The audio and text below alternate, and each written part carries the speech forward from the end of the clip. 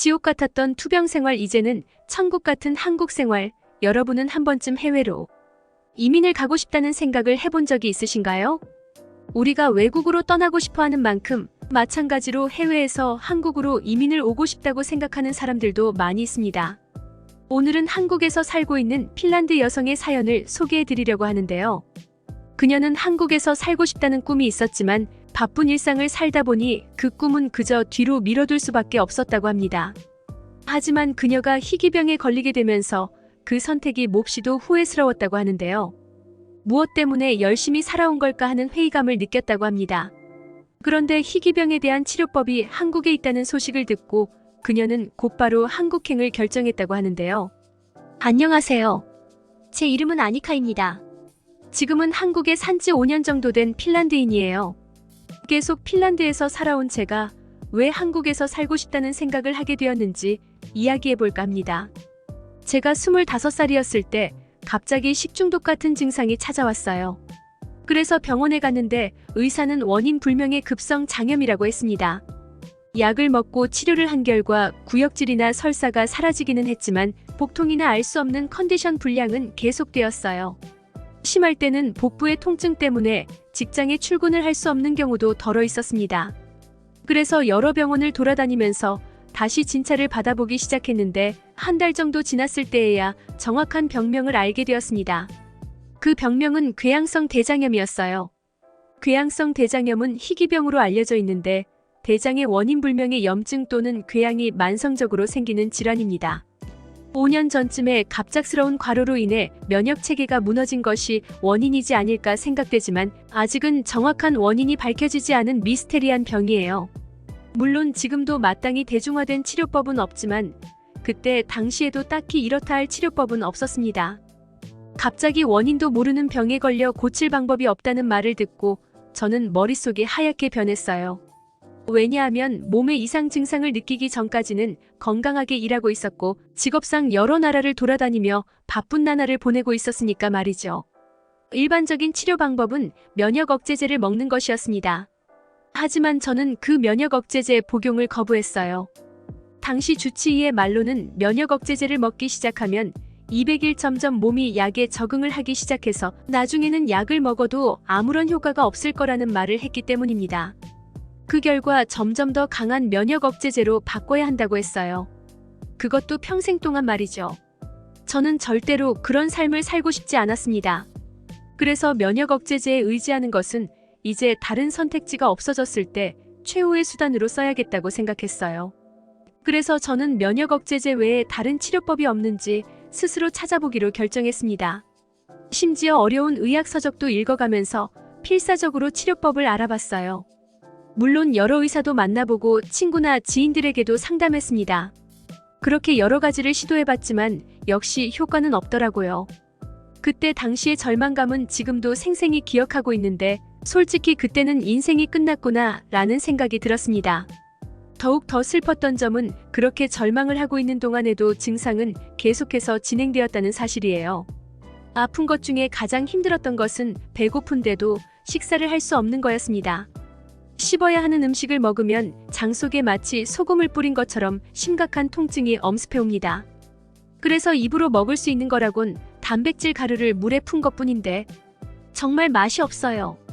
오직 생명을 이어나가기 위해서 입에 넣는다는 생각으로 마셨습니다. 그리고 복통은 24시간 지속되기 때문에 잠을 잤다고 해도 통증 때문에 금방 깨어나게 돼요. 또한 먹은 것이 없어서 화장실에 가면 피 섞인 점액밖에 나오지 않습니다. 증상이 제일 심했을 때는 보름 만에 체중이 15kg나 빠지기도 했어요. 그때 저의 몸은 가죽과 뼈밖에 없는 상태였습니다. 이러니 일도 못 가게 되고 결국은 다니던 일도 그만두게 되었어요. 그리고 떨어져 있던 부모님 집으로 돌아가 멍하니 하루하루를 보내야만 했습니다. 이제 평생 일이라고는 할 수도 없고 부모님의 고열을 빨아먹으며 그저 멍하니 살아갈 수밖에 없는 줄 알았어요. 사실은 아프기 전에는 더 많은 나라를 방문해보고 싶었던 적도 있었습니다. 실제로 살아보고 싶었던 나라도 있었어요. 그런데 그때는 용기가 나지 않았습니다. 제가 정말 하고 싶은 것보다 해야 할 일을 선택했으니까요. 왜냐하면 생활하려면 일을 하지 않고는 살 수가 없잖아요. 하지만 꿈을 포기한 채 오히려 먹고 살기 위해 일만 열심히 하며 하고 싶은 일을 뒤로 미룬 결과가 안타깝게도 이거였습니다. 저는 너무 후회스러웠어요. 왜 그때 정말 하고 싶었던 일을 중요하게 생각하지 않았을까? 하고 싶은 걸 위해서라면 무슨 일이든 상관이 없지 않냐고. 병을 앓고 나서 저는 그런 생각에 도달했습니다. 그래서 실제로 어느 나라에서 살고 싶어 했었냐면 그건 한국이었어요. 직장 동료 중에 아주 친한 한국인이 있었던 것이 그렇게 하고 싶다는 생각이 드는 계기가 되었지만 원래 어렸을 때부터 한국 드라마를 접할 기회가 많이 있었어요. 자막이 있으니까 한국어를 들으면서 모국어 자막도 보다 보니 점점 한국어가 자연스럽게 외워지기 시작했습니다. 어렸을 때부터였으니까 흡수도 빠르고 또 재미있는 드라마는 몇 번이고 반복해서 봐서 그런 것도 있어요. 그래서 일을 시작하고 나서 한국인 동료를 만났을 때 쉽게 한국어로 대화하며 금방 친해질 수 있어서 좋았습니다. 물론 같이 한국에 간 적도 있어요. 처음 가본 한국은 너무 충격적이어서 마치 다른 세계에 온 것처럼 느껴질 정도로 신선했습니다. 맛있는 식사, 편리한 교통수단, 매너 좋은 한국인, 핀란드에서는 있을 수 없는 전통문화, 본 적도 없는 상품의 뛰어난 기술. 지금까지 여러 나라를 돌아다녀 봤지만 이렇게 신기하고 환상적인 나라는 한국뿐이었습니다.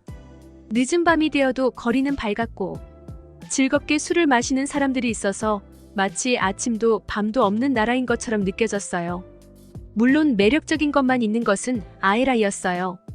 동료의 말로는 한국에서 생활하면 야근이 많아서 업무 강도가 세고 상사와의 관계 때문에 스트레스를 받는 일이 많다고 했습니다. 또한 한국 직장은 경쟁이 심하기 때문에 아마 저 같은 유럽인들이 간다면 적응하기 힘들 거라고 했어요.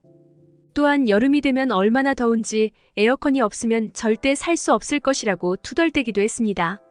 하지만 한국에 사는 단점을 그렇게 많이 들어도 저에게는 좋았던 기억들밖에 생각나지 않았어요. 그리고 실제로 살아보고 싶다는 생각을 하게 되었습니다. 그런데 설마 병에 걸릴 줄은 전혀 몰랐고 그런 미래를 전혀 생각해보지 않았던 터라 갑자기 닥쳐버린 현실이 당황스럽고 절망스러웠어요. 하지만 저는 제가 불치병에 걸렸다는 사실을 도저히 받아들일 수가 없었습니다. 일을 할 수 없다는 사실은 받아들였지만 병을 고쳐야겠다는 마음만큼은 포기하지 않았어요. 어려운 의학서뿐만 아니라 건강과 삶에 관한 책들도 샅샅이 뒤졌습니다. 아무것도 하지 않고 멍하니 있는 것보다는 그렇게 다양한 책을 읽으면서 가능성을 찾아보는 것이 조금은 덜 혼란스러웠거든요. 그러던 차에 문득 TV를 보고 있을 때 장내 세균에 대한 특집 프로그램이 방영되고 있었습니다. 암이나 당뇨병, 그리고 비만이나 노화의 원인 등의 장내 세균이 연관돼 있는 것으로 소개됐어요. 또 항생제 투여로 장내 세균의 균형이 깨지면 한 세균이 비정상적으로 번식함으로써 장내 염증을 일으킨다고 했습니다. 궤양성 대장염에 대해서도 언급하고 있었는데 미국에서 건강한 사람의 장내 세균을 이식하는 변이식요법이라는 것이 시행되어 좋은 결과를 나타내고 있다는 사실을 알게 되었어요. 저는 급하게 그 이식을 할 수 있는 병원이 없을까 하고 혈안이 되어 찾았지만 아쉽게도 핀란드에서는 찾을 수가 없었습니다. 미국에 가면 가능할지도 모르지만 막대한 비용을 제가 감당할 순 없었어요. 그래서 역시 치료하는 것은 불가능한 것인가 하고 슬퍼하고 있었습니다. 그런데 그때 그 일을 계기로 한 줄기 신락 같은 희망을 발견하게 되었어요. 핀란드뿐만 아니라 같은 병으로 고생하고 있는 여러 나라의 사람들과 접촉을 하고 싶어서 SNS 계정을 만들었는데 그 변이식요법에 대해 한국에서 임상 연구가 이루어지고 있다고 말하는 한 사람을 찾았습니다. 저는 바로 그 사람에게 메시지를 보내서 그 정보에 대해 알아보려고 했어요. 그러자 그는 한국에서 극적으로 증상이 좋아지고 식사도 잘하고 있다고 했습니다. 저와 마찬가지로 일도 못하고 모든 일상을 포기하고 있었는데 덕분에 일에도 복귀할 수 있었대요.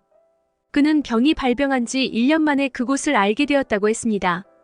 처음에는 한국의 어느 대학 교수에게 상담만 하려고 했었는데 증상이 빠르게 악화되면서 교수의 연구에 직접 참여하게 되었다고 해요. 교수로부터 치료 내용에 대해 자세히 이야기를 들어보니까 충분히 납득할 만한 수준이었고 그 다음 달부터 2주에 걸쳐 3종류의 항균제를 복용하기 시작했다고 했습니다. 처음에 항균제를 복용한 이유는 일단 장내 세균을 극한까지 줄이고 무균 상태에 가까운 환경으로 장을 초기화시키기 위해서였대요. 그게 끝나면 드디어 이식을 하게 되는데 그때 교수님 말로는 누구의 장내 세균을 이식하는 게 좋은지 여러 가지 검사를 통해 최적의 대상을 찾는다고 했답니다. 그런데 당시에는 연구를 시작한 지 얼마 되지 않아 안정성 면에서 성공률이 높은 건강한 가족의 대변을 사용하는 방식으로 시도했었다고 해요. 그래서 그는 친형의 변을 사용했다고 했습니다. 체질적으로도 친형이 자신과 가까울 것 같다고 생각했대요. 참고로 변이식요법은 산소에 닿지 않는 환경에서 변을 생리식염수와 혼합하고 거기서 추출한 장내 세균 용액을 내시경을 통해 장내에 이식하는 겁니다. 그는 수술 후 마취에서 깨어났을 때 분명한 컨디션 변화를 느꼈다고 해요. 그날 저녁에 나온 병원식을 다 먹을 수 있었고 나중에는 한 번 더 먹을 수 있을 것 같다는 생각이 들었대요. 그리고 지금은 나았다는 생각이 들 정도로 극적으로 회복했다고 했습니다. 매일 세 끼를 맛있게 먹을 수 있는 것이 얼마나 행복한 일인지 절실히 깨달았대요. 그리고 2달 정도가 지난 후에 체중도 정상으로 돌아왔고요. 하지만 그는 마지막으로 이 이식을 했다고 해서 모두가 같은 효과가 있는 것은 아니라는 사실을 알려주었습니다. 그 교수 밑에서 임상 연구를 받은 사람들 중 70%는 효과를 실감했지만 이식한 장내 세균과의 궁합이 좋지 않아서 실패한 경우도 있었대요. 그도 저처럼 면역 억제제를 사용해 본 적이 없었는데 아마 그 덕에 성공한 것이 아니었을까 이야기하더라고요.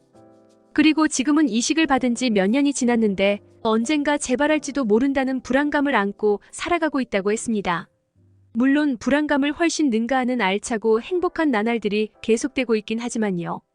저는 그와 이야기를 주고받으며 반드시 한국을 가야겠다고 생각하고 곧바로 행동으로 옮겼습니다. 한국으로 가서 그 교수님을 만난 뒤 임상 연구를 받아보기로 했어요. 그렇다고 해서 한국에 가자마자 쉽게 이식할 수 있는 것은 아니었습니다. 궁합이 잘 맞는 장내 세균이 없으면 이식이 안 되기 때문이에요. 그래서 한국에 있으면서 상담을 진행하고 궁합이 잘 맞는 장내 세균을 찾을 때까지 다시 핀란드로 가서 기다렸습니다. 3개월 정도 지난 후에 드디어 저와 궁합이 잘 맞는 장내 세균을 찾을 수 있었어요. 그리고 다시 한국에 와서 항균제를 복용하고 수술을 받게 되었습니다. 수술 받기 전 저는 만약 병을 치료하게 된다면 저를 위한 인생을 살아겠다고 다짐했어요. 기필코 하고 싶은 일을 포기하는 일은 없을 거라고 말이죠. 이식 수술은 무사히 성공적으로 마칠 수 있었습니다. 그가 말했던 것처럼 저는 계속 괴로워하던 아픔이 거짓말처럼 사라졌어요. 그날 나온 병원 음식을 먹으면서 눈물이 흐를 정도로 맛있다고 느껴져 하나도 남기지 않고 모두 먹을 수가 있었습니다. 평범하게 밥을 먹고 통증이 없는 삶을 산다는 것이 이렇게나 행복한 일이라는 사실을 실감할 수 있었어요. 제가 이렇게 나을 수 있었던 것은 물론 교수님 덕분이었지만 지지해준 친구나 가족 그리고 특히 SNS를 통해 치료 방법을 알려준 그 사람의 도움이 없었다면 절대 불가능했을 거예요. 그리고 저는 결국 한국에서 살기로 결정했습니다. 그리고 모든 저축을 사용해서 한국 생활을 할 수 있는 비용을 마련했어요. 한동안은 직장에서 알게 된 한국인 동료의 도움을 받아 생활했습니다. 그리고 이제는 완전히 아프기 전과 같아질 정도로 완치가 되었어요. 그리고 5년이 지난 지금까지도 다시 재발하는 일은 없었습니다. 교수님을 3개월마다 만나면서 정기적으로 장내 환경을 체크받고 있어요. 지금은 코로나 때문에 변이식요법에 대한 접수는 받고 있지 않는 것 같지만 언젠가는 같은 병을 앓고 있는 사람들이 모두 완치될 수 있도록 완벽한 치료법으로 발전할 수 있기를 바랍니다. 그리고 지금까지 건강하게 살아가고 있는 모든 사람들에게 이야기하고 싶어요. 단지 오늘 하루를 위해 자신이 하고 싶은 일을 쉽게 포기하지 않았으면 좋겠습니다. 남들이 어떤 이야기를 하고 어떤 생각을 하든지 남들의 인생을 쫓아갈 필요는 없다고 생각해요. 왜냐하면 내 인생은 나의 것이기 때문이죠. 저는 아픔을 겪고 나서 제 인생의 가장 큰 적이 저였다는 사실을 알 수 있었습니다. 그래서 여지껏 제가 하고 싶다는 모든 것들을 억누르며 포기하는 삶을 살아왔던 거죠. 하지만 저처럼 후회되는 삶을 살 수도 있으니 언제나 꿈을 향해 도전했으면 좋겠습니다. 그리고 저에게 2번째 인생을 살게 해준 한국의 교수님과 응원해준 한국인들에게 정말로 감사드려요. 한국에 오면서 병도 치료하고 소중한 인생도 되찾을 수 있었던 핀란드 여성의 사연이었습니다. 이 사연을 알게 된 후 저는 혹시나 제가 소중한 시간을 낭비하고 있는 건 아니었는지 되돌아보는 계기가 되었는데요. 인생은 한 번뿐이라는 말은 누구나 알고 있지만 건강한 사람들은 그것을 쉽게 잊을 수밖에 없습니다. 그래서 건강이나 가족 등 소중한 것을 잃고 난 후에야 비로소 후회하는 것이 바로 우리들 인간의 습성인데요. 오늘은 핀란드인 아니카 에마이의 경험을 통해 하고 싶은 일에 대해 망설이지 말자는 좋은 교훈을 얻었습니다. 그리고 이런 아니카처럼 한국을 방문해보고 여러 가지 이유 때문에 한국에서 살아가고 있는 외국인들이 많이 있는데요. 이제 한 해가 가고 새해가 오는 만큼 모두가 행복한 날들을 보낼 수 있었으면 좋겠네요. 지금까지 특별한 한국의 이야기를 전해드리는 스페셜 튜브였습니다. 구독과 좋아요를 눌러주시면 영상 제작에 큰 힘이 됩니다. 듣기 주셔서 감사합니다. 오늘의 영상은 이게 전부입니다. 모두가 건강하길 바랍니다.